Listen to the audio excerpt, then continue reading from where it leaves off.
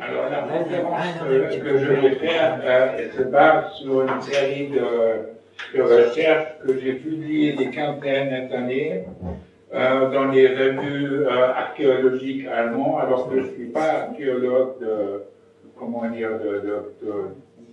formation. Je vous lis le nom des articles traduits en français, parce que bon, l'allemand, ça n'a pas de sens. Alors, en 2010, il y a Masque et tabou au Paléolithique supérieur. 2013, la paroi saignante, iconographie sur la couleur rouge dans le Paléolithique supérieur.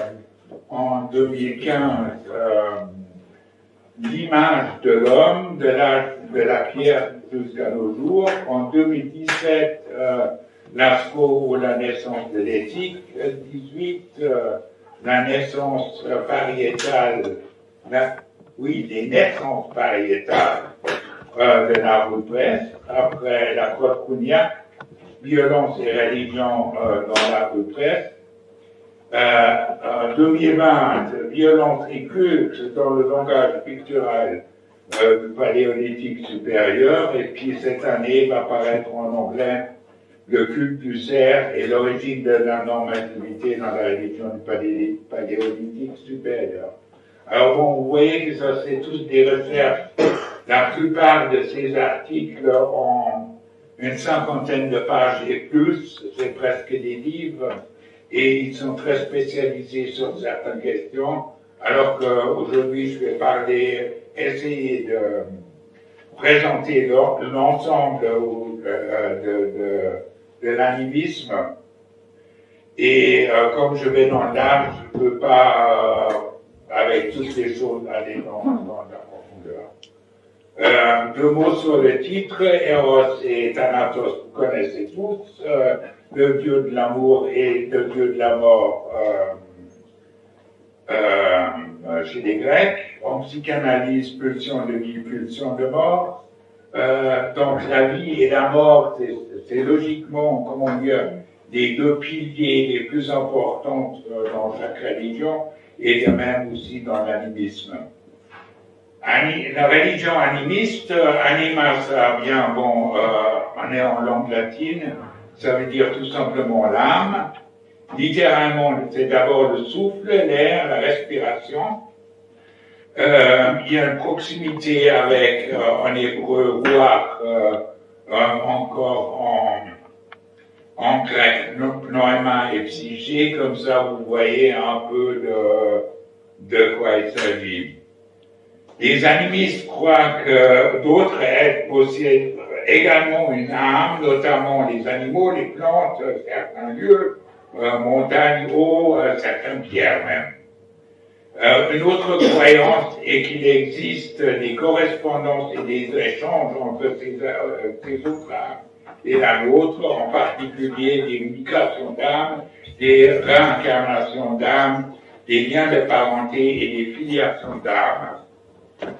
Maintenant, une religion animiste, en tant que telle, ça existe plus bas, ça n'a jamais existé. Il y a des éléments animistes dans presque toutes les religions, mis à part peut-être le judaïsme, il n'y a pas de survie. Et tout particulièrement, on trouve des croyances animistes chez les peuples chasseurs-cueilleurs, dans le totémisme et dans les religions orientales, l'hindouisme, le taoïsme, par exemple. C'est pour cela que déjà Edmund Burnett Taylor, en 1871, a émis l'hypothèse qu'il y avait une religion animiste originelle. Et puis, je suis partant de cet avis. Après, les disciples de Émile Durkheim, qui était, qui s'occupait de l'art pariétal, a commencé par Samuel Reinach, après Max Raphael, Siegfried Gideon, plus tard aussi Abbé Breuil et Abbé Glory. Et ils ont plutôt parlé de totémisme que d'animisme, mais en fait, ils parlaient de l'animisme en parlant de totémisme. Après, en archéologie, on voulait plus d'interprétation parce qu'il y en a eu trop. Et mais aujourd'hui, on revient, comment dire, aux approches du premier temps. Bon, par exemple aussi Pascal Rowe, en 2004, Animisme et art premier, histoire de nouvelle lecture de l'art préhistorique. Moi, je ne parle pas de préhistoire parce que, bon, avec les images, ils nous parlent de leur histoire. Donc, c'est early history, comme on dit en anglais. En allemand, c'est Urgeschichte. Ça veut dire la première histoire, mais pas préhistoire. Mais il y avait beaucoup moins de matériel que nous on en a aujourd'hui. Et je fais pas la même chose que lui, je lis autrement.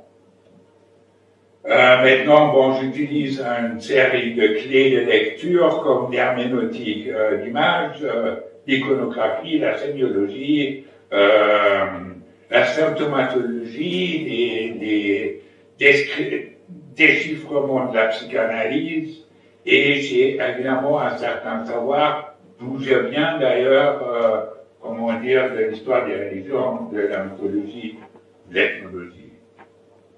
Bon, le période, c'est la période entre 40 et 10 000 avant aujourd'hui. Et des hommes vivent à cette époque dans le Nord.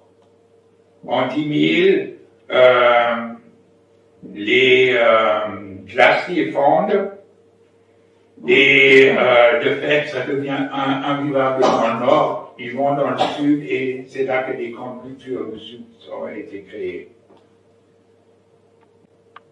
Bon, contrairement aux conceptions animistes récentes, donc des peuples récents, il existe au Paléolithique supérieur un échange d'âmes exclusivement entre hommes et animaux.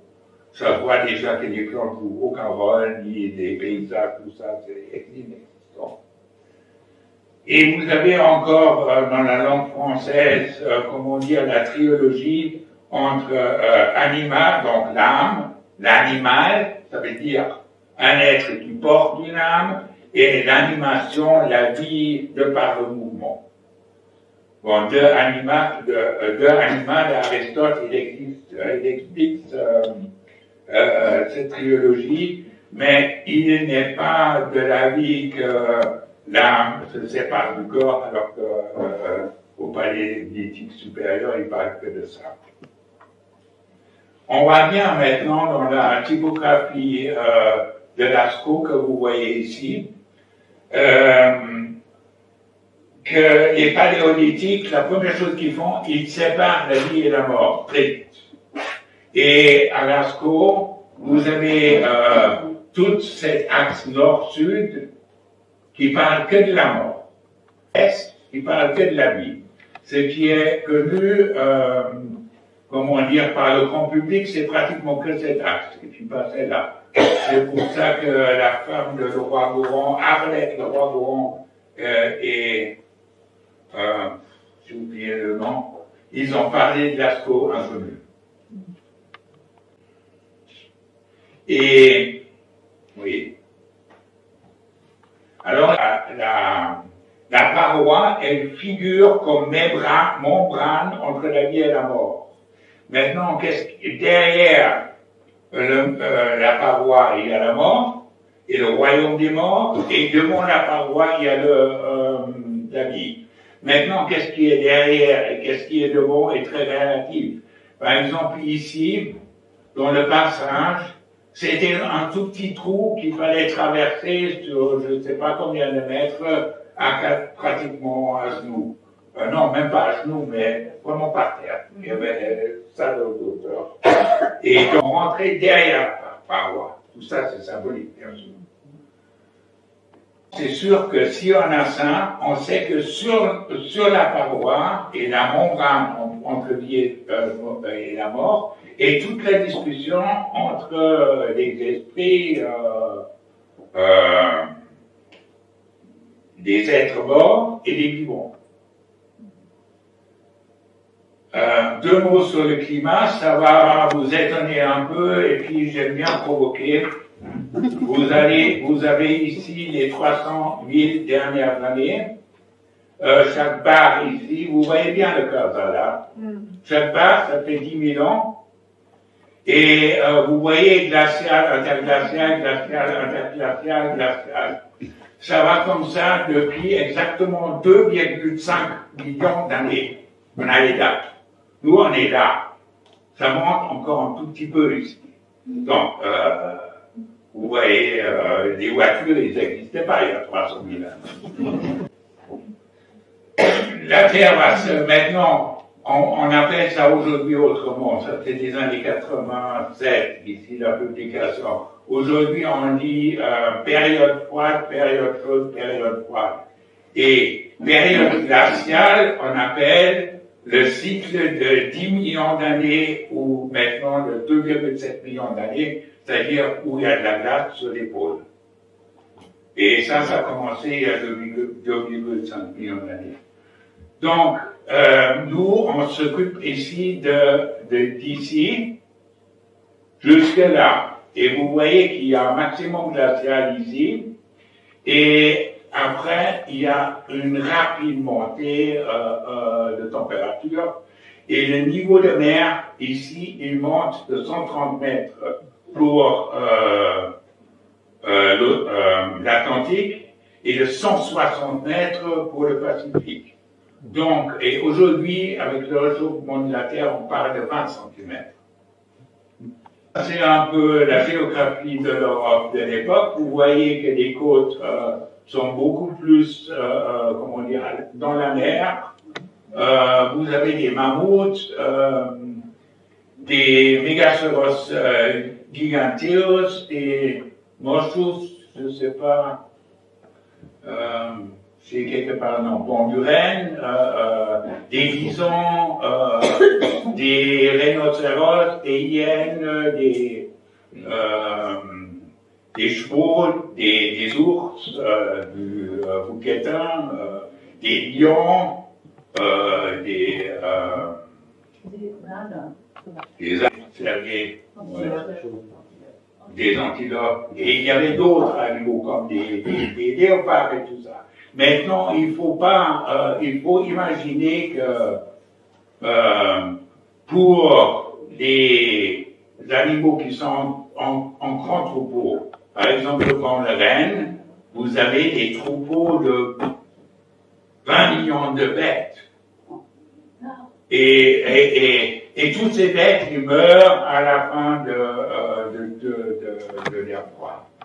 Parce qu'il y a toute l'eau qui vient, ça pleut de 1000 ans, et il y a des forêts, il n'y a pas de forêt à cette époque, un tout petit peu là en bas. Bon.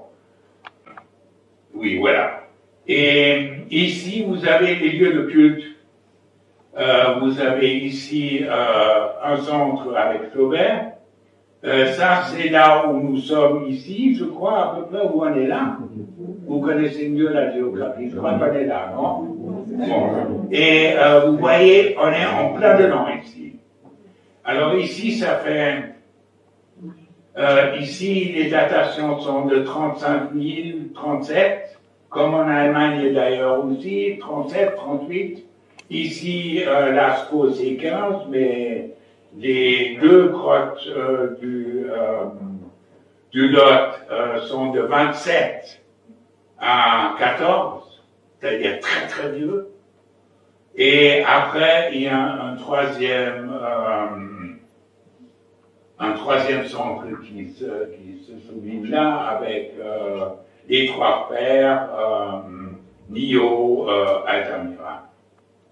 Bon, juste encore pour dire que les grottes, on en a 450 à peu près, je crois, 350, 400, je ne sais pas exactement, de grottes ornées, et c'était évidemment pas des lieux d'habitation, mais des lieux de culte. Ici, c'est Chauvet, ils ont mis là un tête d'ours là sur une pierre. Les grottes sont pour, comment dire, localiser la grotte. Les près,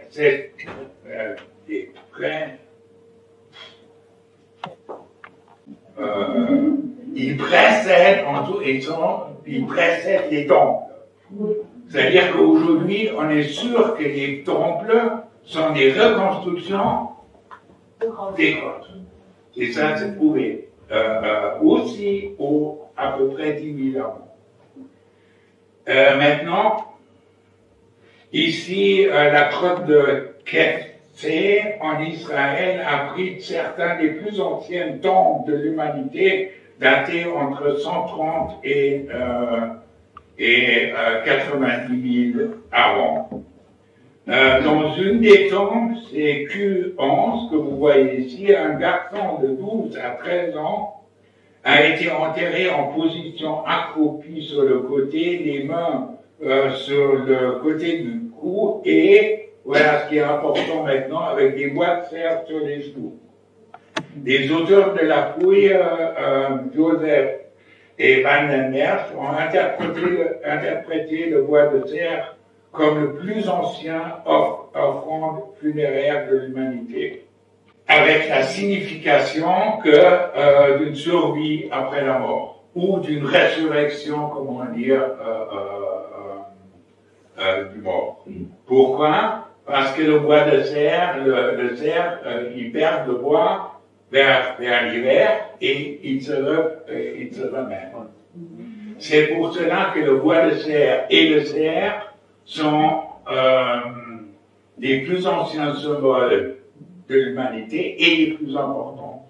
Encore, toute la symbolique du cerf a été utilisée jusqu'au Moyen-Âge. Et donc, ce que vous voyez ici, c'est la première image de l'humanité. Les tombes sont les premières images et le bois de cerf est le premier symbole. Pourquoi image? Parce qu'on a fait quelque chose. On a produit une image. Et c'est aussi parce qu'ici, il y a, comment dire, un signifiant et un signifié. Ça veut dire quelque chose de former ça. On a cette symbolique depuis à peu près 100 000. Et d'ailleurs, c'est dans une certaine région, en Israël et en Égypte du Nord. Même qui était un des historiens d'art les plus importants de la deuxième moitié du dernier siècle, mort il y a 2 ans, dit que chaque image est la présence d'une absence. Donc la présence d'une absence. Toujours ce qui est symbolisé ou ce qui se trouve sur l'image n'y a plus. Et l'image d'un mort n'est donc pas une anomalie particulière de l'image, mais le prototype de toute image. La mort est une chose complètement insupportable, un trou qu'il faut compléter par une image. De sorte, maintenant, comme du point de vue historique, du point de vue de l'anthropologie picturale, comme du point de vue de la croyance animiste, la mort précède la vie et pas inversement. Je vais commencer avec la mort, surtout d'abord pour l'astro. Alors ça c'est un cerf géant, vous voyez là, en bas c'est 30 cm, alors il fait 4 cm de haut. Et il est touché par 2 lances, 2 ou 3, il est en train de s'effondrer. Ce qui est intéressant, c'est que le bois est peint, et les pieds aussi sont peints, alors que le reste est simplement gravé.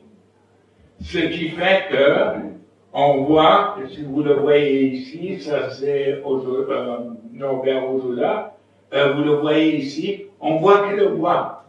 Et tout le corps que vous ai montré là, on le voit que quand on approche vraiment et quand on fait des études. Autrement dit, le bois il reste, alors que la vie s'en va. Et ça, ce bois-là se trouve à l'entrée ici du puits de Lascaux, qui est le centre de l'arbre. Alors, il faut souligner l'ambivalence.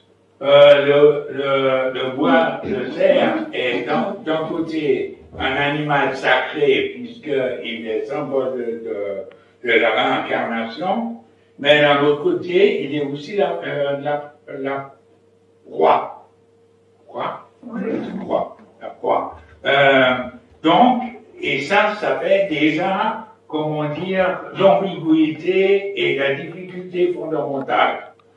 Si maintenant un cerf ou un autre animal est une réincarnation, par exemple, de mon grand-père, je chasse le cerf et je le mange, j'ai un très très grand problème. Et tout le totémisme, par des relations d'alliage matrimonial, etc., essaie d'éviter ce problème. Et, comment dire, toute la symbolique de l'époque essaie aussi de traiter ce problème. Alors, entre l'âme et avec les animaux. Et c'est-à-dire qu'il y a un problème, tout à coup, et Freud l'a très bien vu dans Totem et Tabou, avec la nourriture de la viande.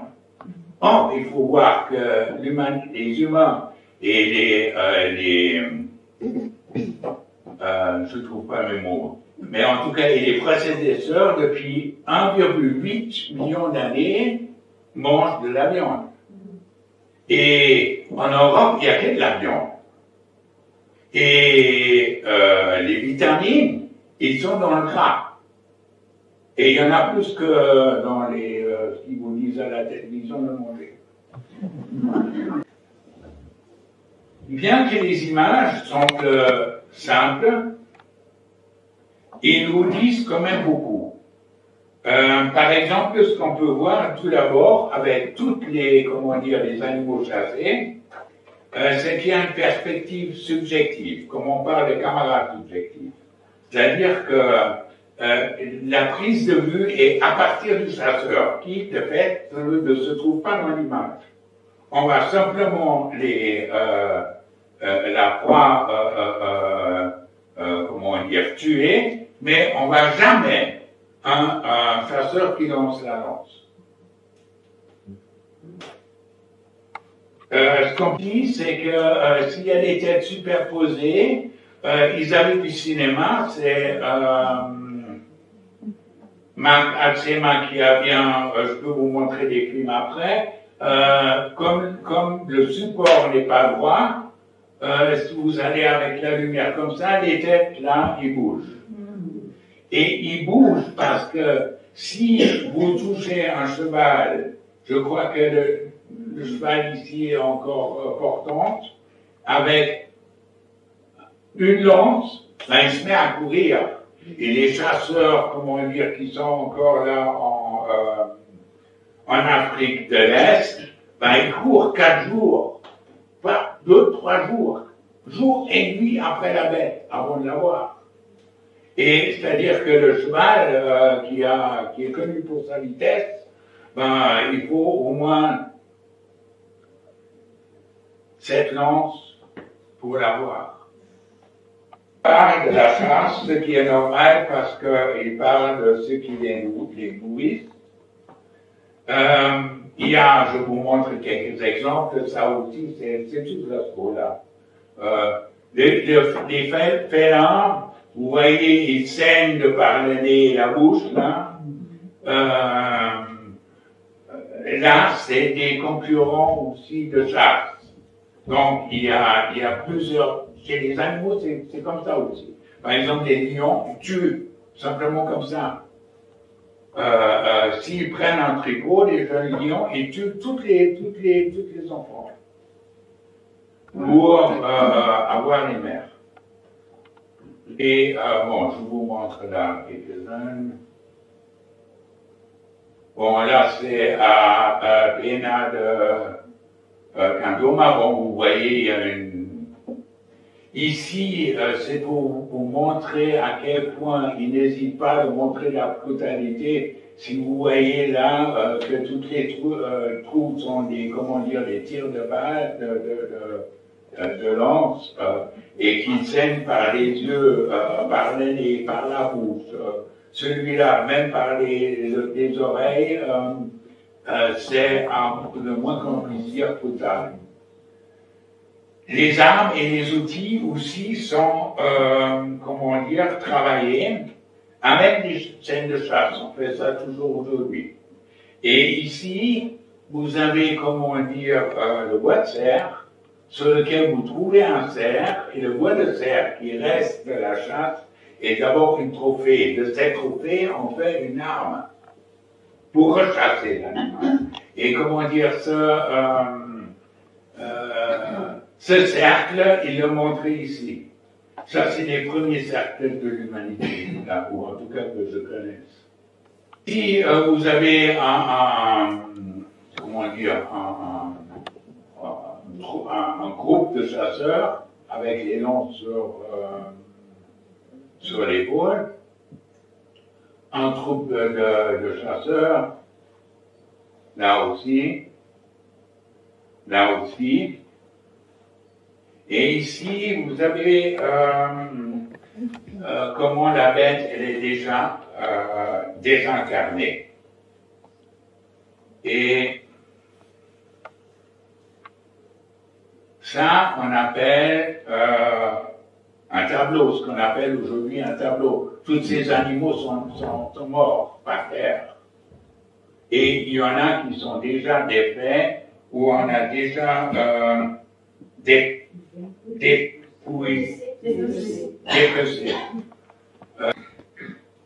Ici, vous voyez, ça, c'est, comment dire, le relevé, et ça, c'est la photo. Et vous voyez comme ils ont craqué sur la paroi, comme si la paroi était la chair de l'animal.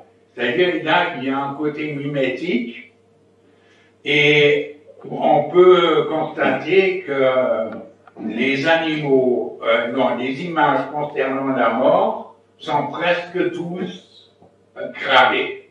On enlève quelque chose de la paroi. Alors que la vie est peinte, on ajoute quelque chose à la paroi. Parce que je lis pas ce qui est bien. Alors là, quand on voit ça, une branche de sapin sur le cerf, on peut bien sûr se demander ce que ça veut dire, d'autant plus que, comme je vous ai dit, il y a pratiquement il n'y a pas. Alors, je crois avoir trouvé, avec l'aide des chasseurs, il y a des chasseurs dans la salle? Non? Pas chasseurs, c'est ça. Ce que vous voyez ici, là. Vous voyez des branches de sapin qui sont mises sur les bêtes, et il y en a une autre qui est mise devant la gueule, qu'on appelle la dernière bouffée, que vous avez ici aussi. Et si cette relation est vraie, ça veut dire que je suis presque sûr que c'est de l'astro, mais je n'ai pas vérifié. Ça veut dire, depuis 15 000 ans, il y a cette coutume. Maintenant, depuis quelques années, les chasseurs ici ne font plus. On peut remettre du bois parce que sinon ça. Il y a... Ben voilà. Et après, il y a, vous voyez ça. Et on a l'impression que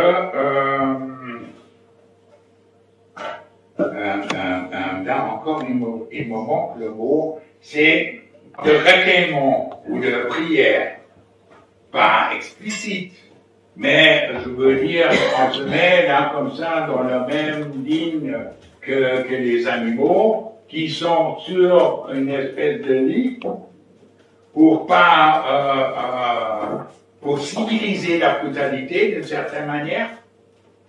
Et à un moment donné, on s'arrête, on pense aux animaux, et d'ailleurs, ça, on le met pour honorer la bête.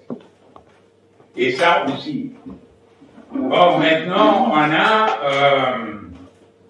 chez les peuples chasseurs-cueilleurs, et aussi surtout aux États-Unis, chez les Indiens de la prairie, une cérémonie qui peut durer 3-4 jours, où j'ai écrit quelque chose, ouais. C'était des danses d'animal, alors ils se transformaient en animal, ils faisaient des danses d'animal. Vous voyez aussi que lui, là, par exemple, il a des branches sur la tête, ce qui est aussi, donc il y a une identification là. Et avec ces danses, il s'excusait auprès des bêtes de les avoir tuées auparavant. Et ça, il faisait 3 jours avec des autoflagellations assez dures. Et cette cérémonie, appelée par Karl Moeny la comédie d'innocence. Alors, ils essayaient avec ça d'apaiser des animaux. Ils procédaient à des traitements rituels sur les os, des viscères,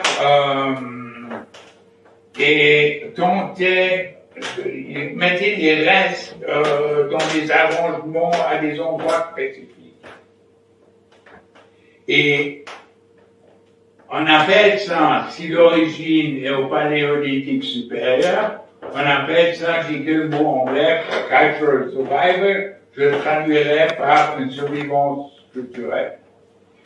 C'est aussi encore un reste de cérémonie de, la comédie d'innocence. Un reste de reste. Le dit sanctuaire de les trois frères. Alors ça, c'est de la dynastie des Gouins en 4e génération, un des jeunes qui a reprojeté des relevés faits sur la paroi. Ce qui me permet à moi de situer où est localisé quel relevé, que pour l'instant on savait rien du tout. Et de fait, ça devient lisible. Alors on a en fait 4 magiciens, je parle de magiciens, des prêtres de l'époque. Un est en haut, il est appelé Dieu cornu, mais c'est pas un dieu, mais un magicien, et il n'est pas cornu, mais il a des voix de cerf. Les cornes ne se perdent pas en toute autre symbolique. Le deuxième, il est là, on appelle avec l'arc en flûte, mais il n'a pas d'arc en flûte, il n'y a pas d'arc à cette époque, mais il a une flûte. Oui. Le troisième est là, et le quatrième est caché là derrière, quelque part. Alors voilà, c'est l'inverse du cerf qu'on a vu au début. Ici, toute la partie haute est simplement gravée, de sorte qu'on voit que ça. Et la tête et les bois, on les voit pas. C'est-à-dire qu'il est déjà rentré dans le mur. Et tout ce que nous voyons ici sur le mur, c'est comme une scène tournante au théâtre. C'est ce qu'il voit, lui, de l'autre côté, dans le royaume des morts. Et ça c'est le préfet d'Amsterdam qui, en 700 quelque chose, a rapporté cette image de Sibérie. Après, on a dit, ces magiciens sont des chamans, mais il faut voir que les chamans sont des restes de magiciens et pas le contraire. C'est ça que je préfère parler, ça c'est un d'aujourd'hui, il y en a des milliers d'autres. Ici, vous voyez le deuxième, on peut voir au pli de la jambe que c'est un être humain, mais il s'est transformé en bison, donc dans un animal qui est la définition de la proie. Et tout autour, vous avez, j'en parlerai tout à l'heure, tout ça, c'est des morts. Ici, vous avez le troisième magicien, là, il se trouve ici, en plein milieu de toute cette scène. Alors, il joue de la flûte, et avec le son de la flûte, il appelle la bisonne. D'accord? Après, ils se regardent dans les yeux, les deux, et leurs têtes sont exactement miroitées. Le magicien bison est devenu la bisonne. Et après, il y a encore, après le contact auditif et le contact visuel, il y a encore un contact sexuel avec son érection et puis ici, l'anus de la bisonne. On devient animal dans cette cérémonie d'innocence. Et vous voyez simplement maintenant, ça c'est, je crois que ça sert encore là, les trois frères.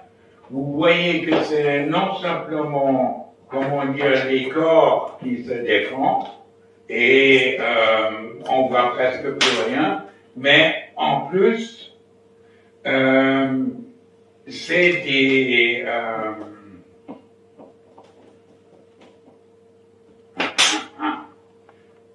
dissuasions.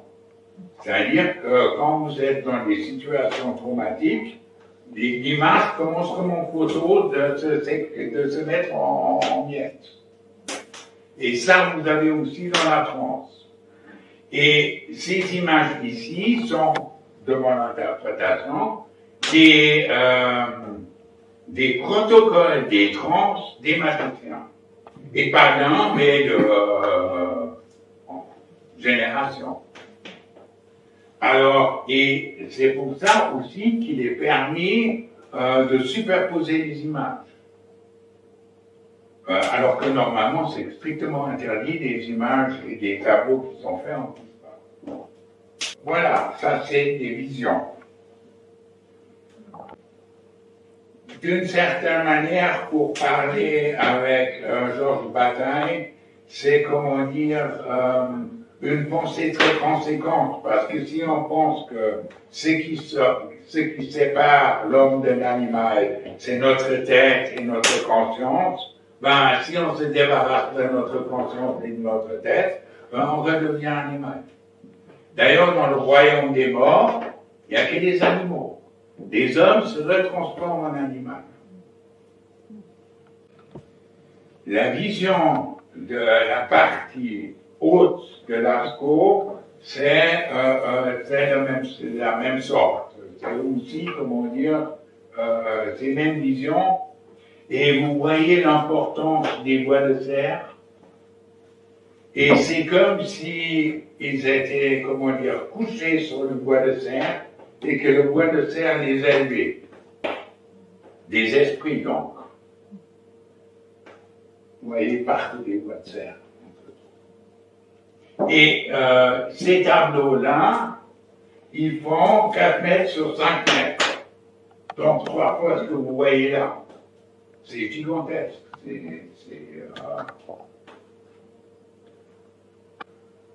Voilà, maintenant j'arrive au scandale. D'ailleurs, aujourd'hui, c'est une très mauvaise date parce que c'est l'anniversaire 2 ans de l'invasion de Poutine en Ukraine. Et voilà, maintenant, les humains sont chassés, je dis chassés, avec les mêmes lances que les animaux, et avec les mêmes techniques que le chasse. Et que je me... Oui.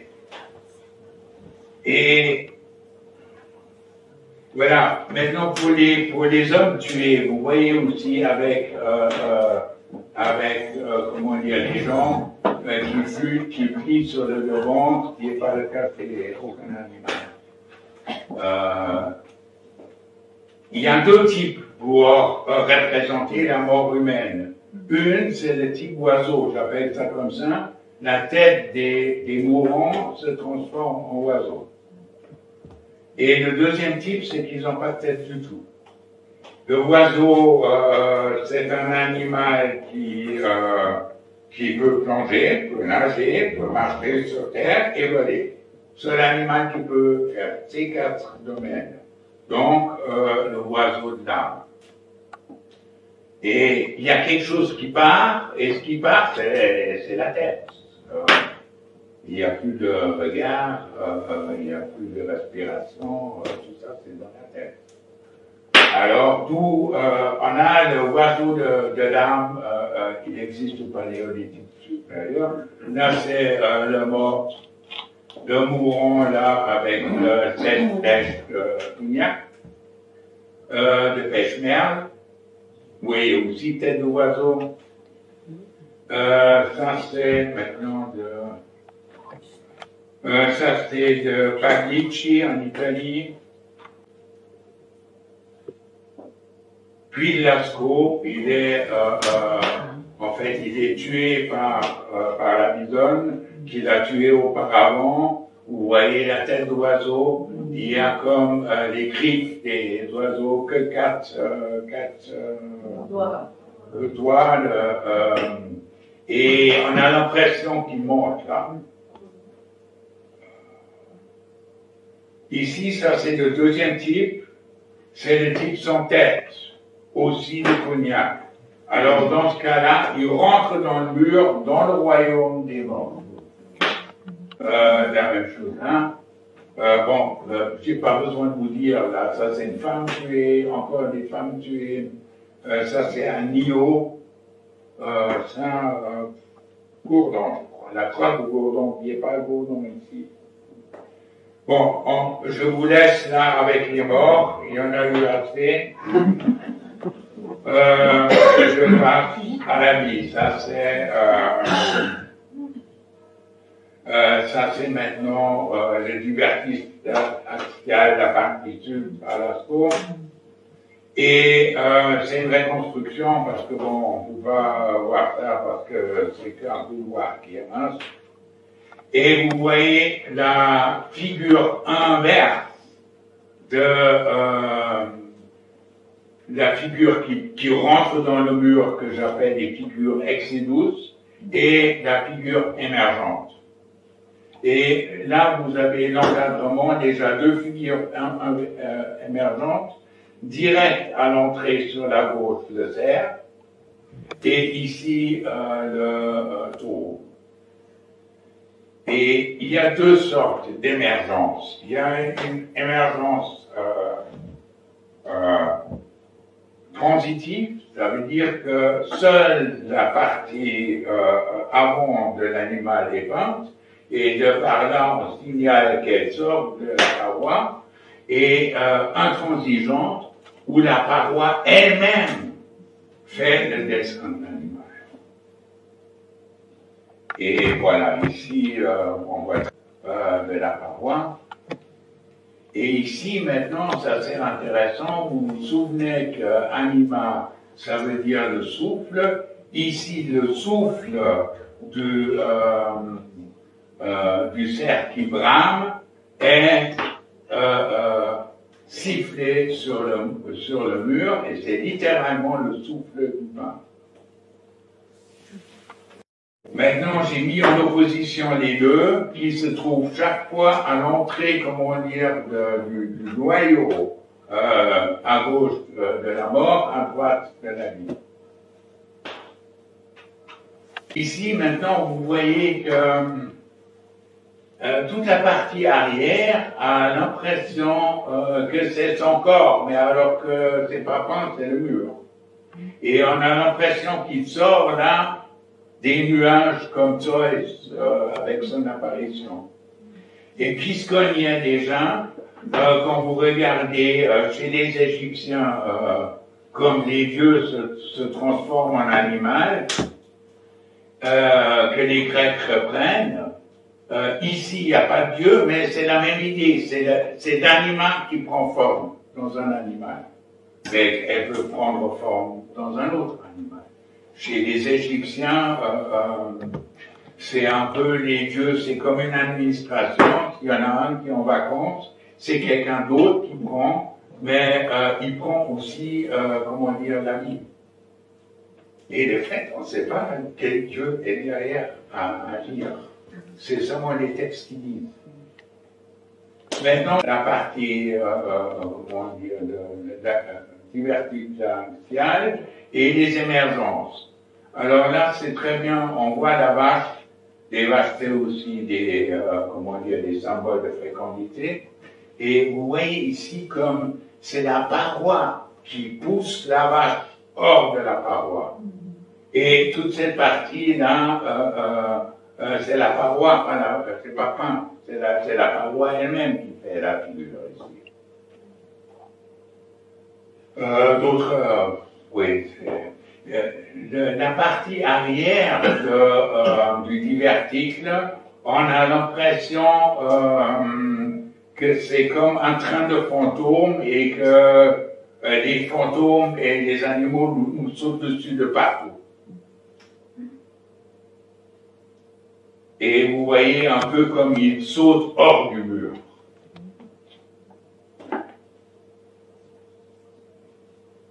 Et ça, c'est la même photo. C'est là que vous pouvez voir que c'est la troisième dimension. Il suffit de changer un tout petit peu d'angle, vous avez une toute autre image. Ici, il y a quelque chose dedans, comme si elle était portante. Ici, c'est une compulsion, une énumération de émergents, et vous voyez que c'est vraiment un type typé, et c'est presque comme un adjectif, je veux dire. Ça donne une information sur ce qui se passe, indépendamment de la bête qui est émergente, ou des hommes. Ici, très très joli, j'aime beaucoup, c'est un cheval qui, comme s'il était dans un autre monde, regarde comme par une fenêtre dans la salle dans laquelle on se trouve. Vous pouvez mal voir sur la photo qui est plate que la paroi elle-même a la tête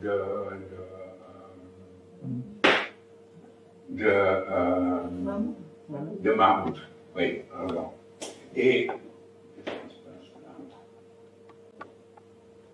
Et maintenant, il y a des stalagmites et des scintillations stalagmites qui ont l'air de mammouth. Et c'est pas simplement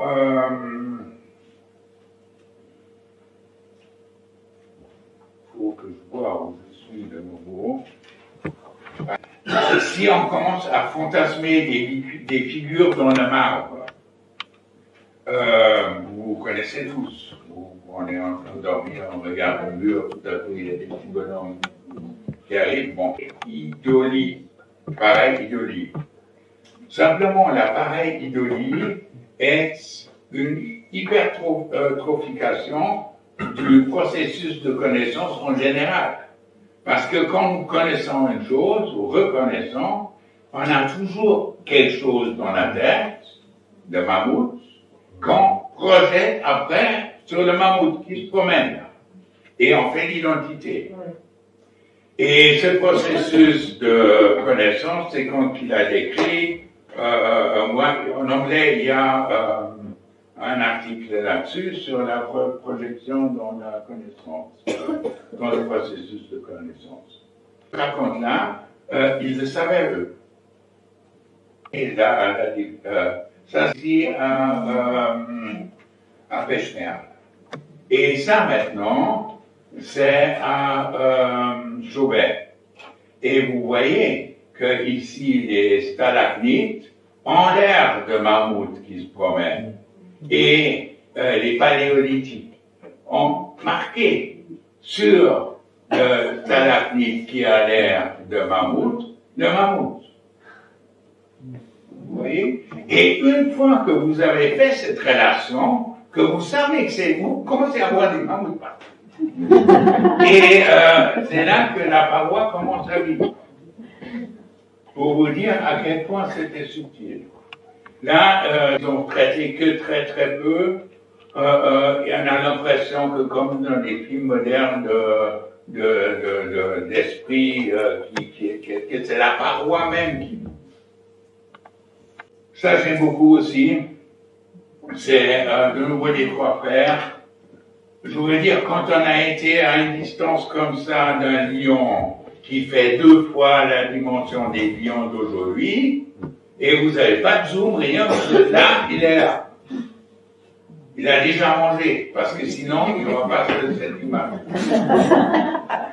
Et il a, dans la réalité, j'imagine, il est dans, comment dire, dans de la végétation comme ça. Et ici, la très grande partie du lion n'est pas peint, mais la paroi. Les yeux sont la paroi. Ici, toute cette partie, c'est la paroi. Presque tout est la paroi. Et ça veut dire que la paroi, elle, lion. Où il y a une paroi, lion. Et derrière la paroi, il y a l'esprit lion. Et ici, il sort. Hein? Il faut imaginer que la paroi, c'est comme un gaz, et l'esprit pousse par derrière et forme. Mais ces formes-là sont pour les êtres humains que des masques. Parce que les visages, c'est interdit. Ici, très très beau, cubiste presque, avec simplement un trait. Ça, c'est les fameuses masques de Altamira. Là aussi, on a un peu l'impression d'être dans un train de fantôme. Ça, c'est à Rouffignac de nouveau. Vous voyez une émergence intransitive. L'homme sort comme ça, comme avec du hélium de la paroi, et son sexe, c'est la paroi même. Et pour bien montrer aux spectateurs qui ne fabulent pas, il y a la même chose ici pour la femme. Avec le sexe aussi qui est la paroi. Ils sont l'un à côté de l'autre. Alors, du coup, si la paroi est la membrane entre la vie et la mort, il est évident que les fissures et les trous dans la paroi sont signifiants, comme on dit. C'est-à-dire, et il y a un discours presque monumental sur les bulbes qui sont donc des symboles de fécondité, mais aussi ils peuvent marquer des lieux de fécondité, où on s'est rendu, on ne sait pas comment ils ont vécu. Probablement, si on prend les Inuits ou comme ça, peut-être ils sont en couple, mais ça ne veut pas dire qu'on n'a pas du sexe avec tous les autres. Voilà, ici, ce trou-là, il est naturel, et celui-là, il est fait. Donc, on a ici du réel et du symbolique, où le symbolique parle du réel. Et l'un dit, c'est comme si une bulbe disait aux trous qui sont ici que c'est des bulbes. Ça, c'est à Tildo Castillo. Donc, il y a des Déluc et du Hart ils ont fait en 2014 un livre sur les vulves en France, ils en ont 300 documents, une par une. Et ici, ça c'est Cognac de nouveau, et vous voyez le trou dans le mur, et ici il y a des signes qui donnent, qui parlent de ça. On va voir encore après comment et quoi. Ici, diable, là, vous savez pas? C'est dans le nord de la France. La chair sont trois.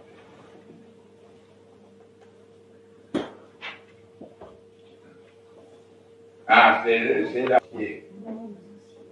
Et voilà, vous voyez ce qui est maintenant, ce qui est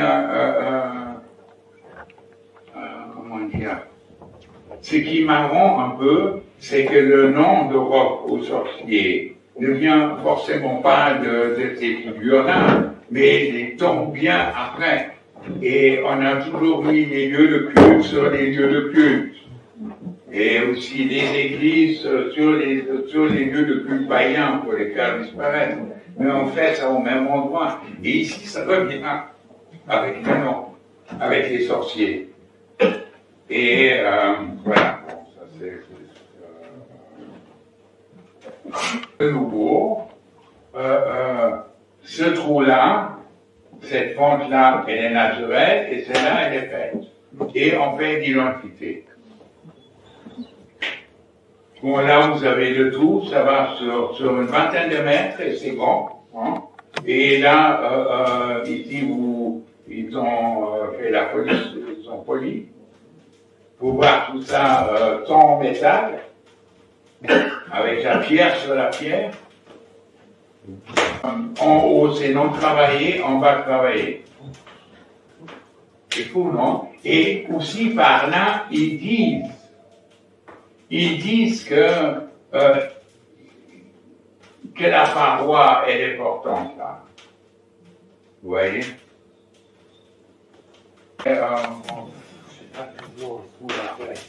Mais bon, et quand vous vous approchez, vous voyez la femme enceinte à l'intérieur de la vulve. Ici, la même chose, une vulve, quand vous vous approchez, vous avez une scène de copulation. Ça, c'est à la salle, près des Aisies. Et ça, c'était très, très clairement, c'était un lieu de, comment dire, de culte de fécondité. Et sûr qu'il y avait des orgies là-bas. Donc, c'était un endroit, et ces vulves sont dans les grottes, mais souvent aussi des lieux en extérieur. Bon, un peu, ça maintenant, j'en viens à Cognac. Et Cognac, c'est la réunion des deux côtés dont j'ai parlé pour l'instant. Et la grotte en elle-même, elle est fabuleuse, déjà. C'est une des plus... En tout cas, c'est la grotte avec le plus de stalactites en Europe. Et c'est merveilleux en tant que grotte, déjà. Ici, derrière, vous voyez la grande frise, à travers les stalactites.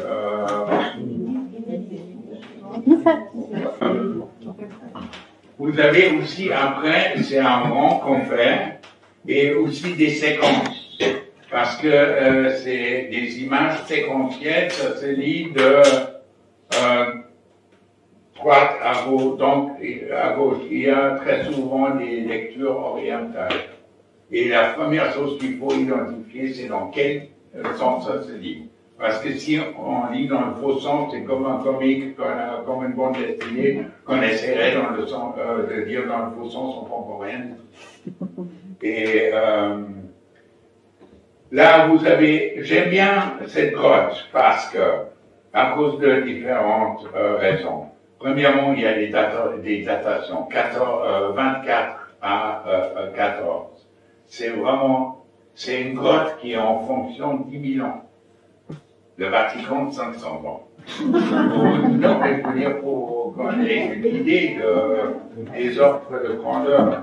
Après, les grottes, il y en a de toutes sortes, comme des églises, les dômes, les cathédrales, dans le christianisme. Et c'est non simplement une question de dimension, mais aussi de quoi il parle, de qu'est-ce qui est sujet dans le lieu de culte.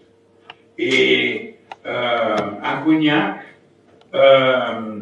il y a, comment dire, comme minimaliste, le noyau de l'animisme que je viens de décrire. Et ça se passe sur un déroulement, ici, oui, ça c'est de Lord Langton, qui a passé 20 ans dans la grotte. Et il divise ici le Grand Frise en trois. Ce que je ne ferai pas, c'est très clairement un tableau. Donc il y a, et ça c'est la Grand Frise, les mammouths, les bouquetins, les mégacéros. Après vous avez le panneau des fantômes, et après les habitants. Et ça se lit dans ce sens-là. Ça, maintenant, la Grande Frise. Dans sa totalité, ça un espace de 16 mètres. Et c'est courbé. Concave, convexe, en tout cas, comme ça. Et vous avez, ça c'est le sujet, 2 hommes assassinés. On a déjà vu d'ailleurs. Il y en a un ici, et l'autre qui est là. Alors, je vous raconte l'histoire. Celui-là, c'est... Et mourant, il y a une flaque de sang en dessous de lui. Et de cette flaque de sang est créé un mammouth. Et on voit bien, ici la photo, cette transformation en mammouth. Maintenant, pourquoi se transforme-t-il en mammouth? Parce que la paroi elle-même que vous voyez ici est en forme de mammouth. Et là, vous avez, je crois que c'est pas surinterprété quand on dit que là, c'est une métempsychose, c'est-à-dire une migration d'âme. Et l'essence, et se prend un autre corps. Mais, uniquement quand les sujets meurent d'une mort non naturelle. D'habitude, quand ils ont été tués. Voilà. Et en plus, on peut voir que, bon, il est nu, il tombe, il est, comment dire, très vulnérable, montré dans toute sa vulnérabilité et presque expressionniste. Et donc, quelqu'un qu'on peut tuer comme ça facilement avec cette lance. Mais le mammouth, dans lequel il se transforme, on ne le tue pas aussi facilement avec cette lance. Et ça, c'est comment dire, comme disent les Américains, it's justice. Il y a, dans cette la transformation, elle n'est pas neutre. Mais à quelqu'un d'extrêmement faible se transforme en quelqu'un d'extrêmement fort. Ici, ça c'est comment dire, constructeur de scènes au théâtre, comment on les appelle, cette profession? Scénographe. Ça, c'était un scénographe, un théâtre extrêmement connu à Berlin dans les années 20, le Max Reinhardt, qui était un théâtre communiste et expressionniste. Et lui, il a été dans les grottes. Et il a arrêté son boulot, il a que fait des photos. Ils sont aujourd'hui dans le musée de Néandertal, mais il y a une collection de 1500 photos en DVD, en disquette, que vous pouvez acheter. et Heinrich Wendel. Et comme il venait, comment dire, du théâtre et de la scène, il a figé des scènes et photographié des scènes. Et c'est ça qui fait, comment dire, l'intérêt de Heinrich Wendel. J'aime beaucoup ces photos. Bon. Ici, vous voyez, ils rendent visibles, comme ici, il y a la menstruation de la paroi, et ici, le meurtre. Et avec le rouge. Ça, c'est des bouquetins, ou en tout cas des corps de bouquetins, ou des symboles de bouquetins. Mais en tout cas, figure les bouquetins. Après, bon, on passe sur la gauche, quand on va de droite à gauche sur la paroi, c'est fantastique, bouquetins. Et les bouquetins, j'ai réfléchi longtemps pourquoi c'est des animaux de la vie et de la fécondité, mais quand vous les voyez sur Internet, sur les parois, l'acrobatie qu'ils font, vous savez pourquoi. Il y a toujours une jambe dans la mort et une dans la vie. Et ils arrivent à passer quand même dans la vie. C'est donc ces animaux-là qui, sur des falaises, on les imagine ici, sont entre les deux personnes assassinées. Et alors, et ils ont aussi, comment dire, une position de témoin un peu. Deuxième, et ça c'est des mégacéros. Ici, vous voyez, là, ouf, mais qu'est-ce qui se passe? Vous voyez ici, là, il rentre dans le mur. Et ici, ça c'est un cerf, mais on montre simplement des voies principales, pas les côtés, simplement le principal. Et le cerf ici, il sort. Vous voyez, ils ont directement mis en opposition. Ce qui nous explique par contre, par exemple, comment c'est pensé. Mais cet homme qui meurt se transforme pas en ce cerf-là, mais dans le mégacéros. Le cerf-là est simplement pour expliquer le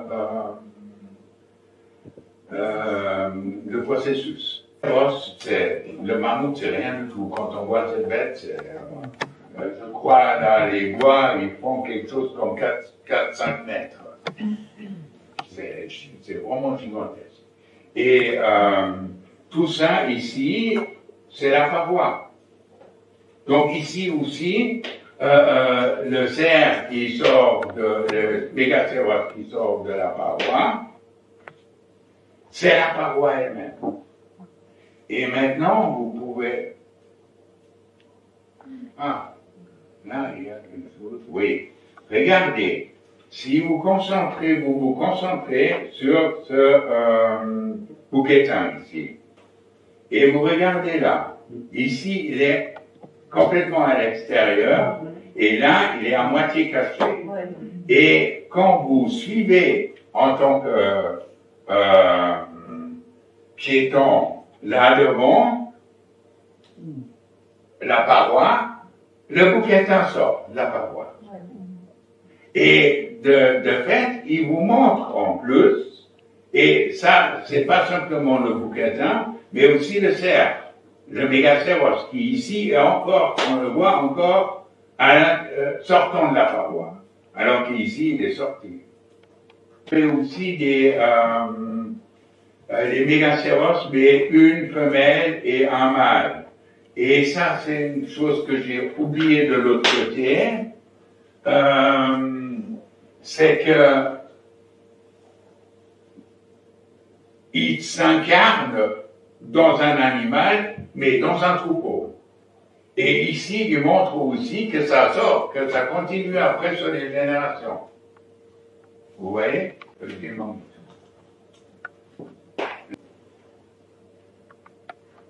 Ça, c'est mégacéros. Et vous pouvez le voir à Lézésie. Là, ils ont une reproduction dans le musée là-bas. Ça, c'est maintenant le mur des fantômes. Vous avez 4 émergences. Et ces émergences, et ça, ici, c'est comment dire, ils ont touché la paroi. Et ce toucher la paroi est 8 millions plus jeune que les dessins. Donc ils sont venus toucher.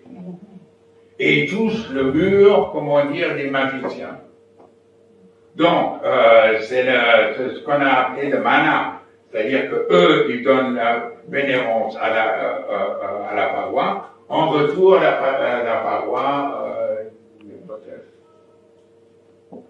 Comme si on prit du côté d'une Vierge Marie. C'est la même chose, simplement qu'on marque sa présence. Alors ici, il y a un magicien qui sort de la paroi, toute la partie basse est pas peinte, mais le mur.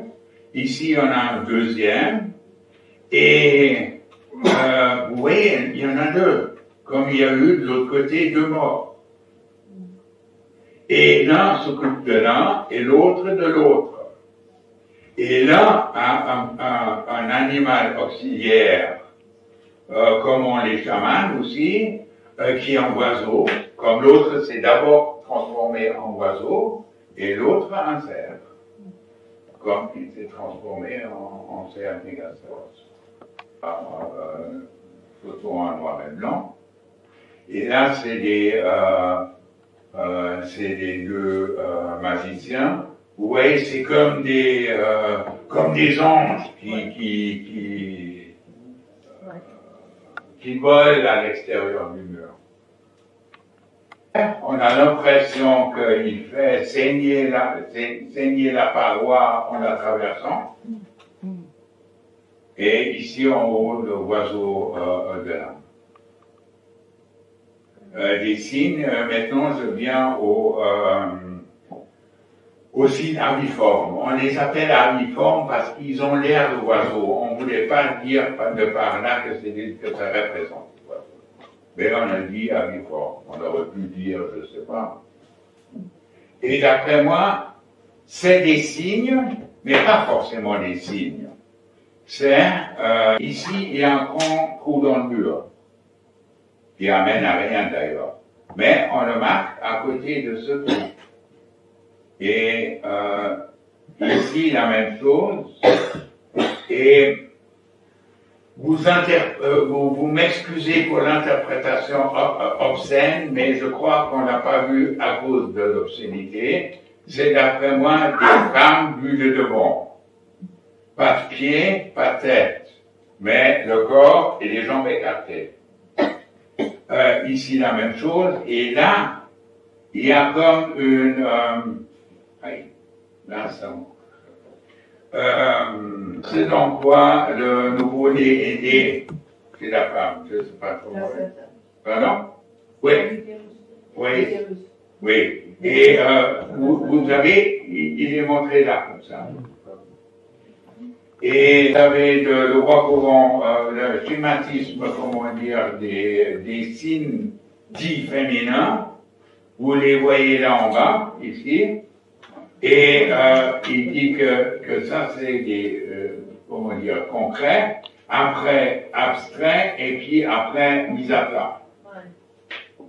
Et j'ai mis maintenant un peu, comment dire, la succession l'un sous l'autre, où on peut bien voir que ça commence avec la femme, après il y a le sexe, après la grossesse et et ici, ça c'est de nouveau Heinrich Bender, je trouve qu'il a bien montré, comment dire, l'idée des aviformes. Et ici, si vous regardez ça, je vais, quand on va aller à Cognac, voir si cette stalagmite existe encore, et si vous montez et descendez la lumière, vous avez ici derrière une scène de copulation. Là, c'est tous des, comment dire, la mana, ils ont Gideon, il y a Siegfried Gideon, il a dit c'est comme des tétans qu'on a fait comme ça.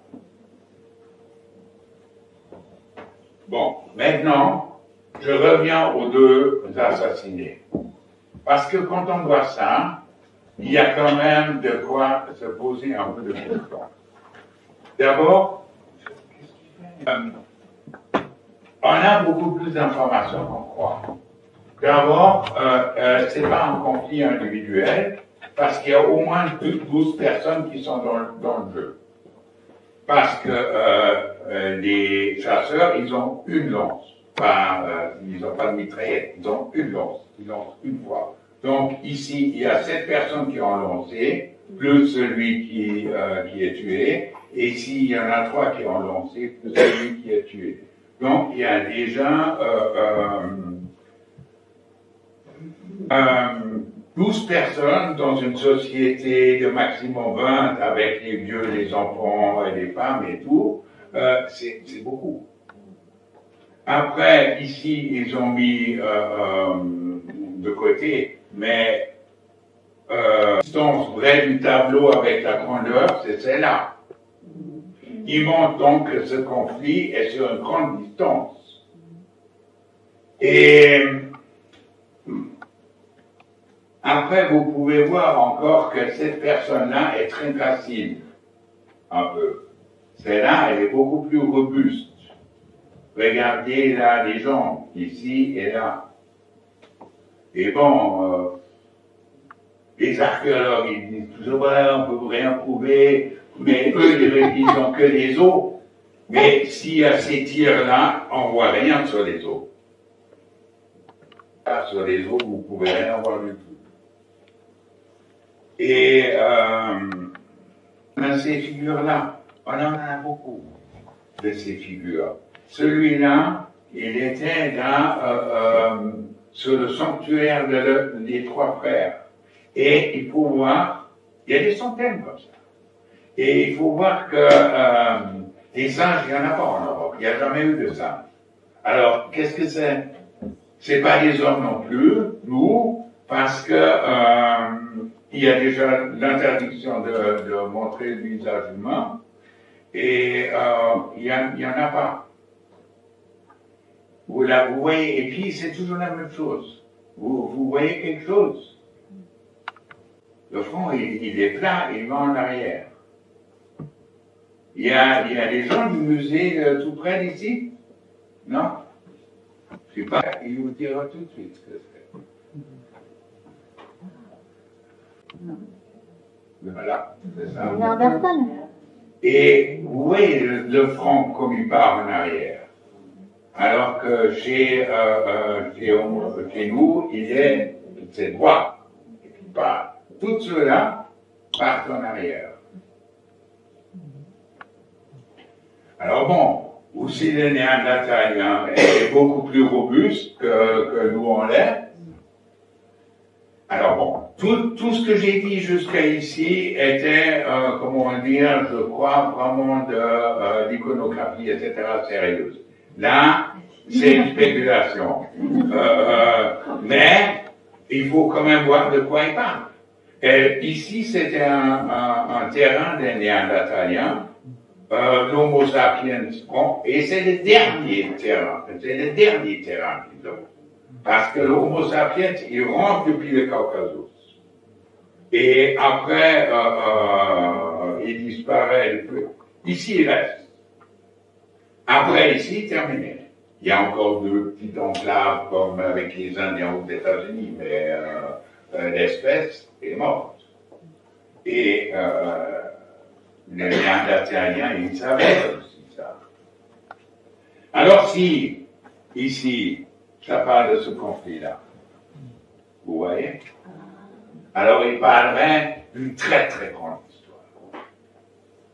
Voilà. Et voilà. Là, lui et vous. Merci.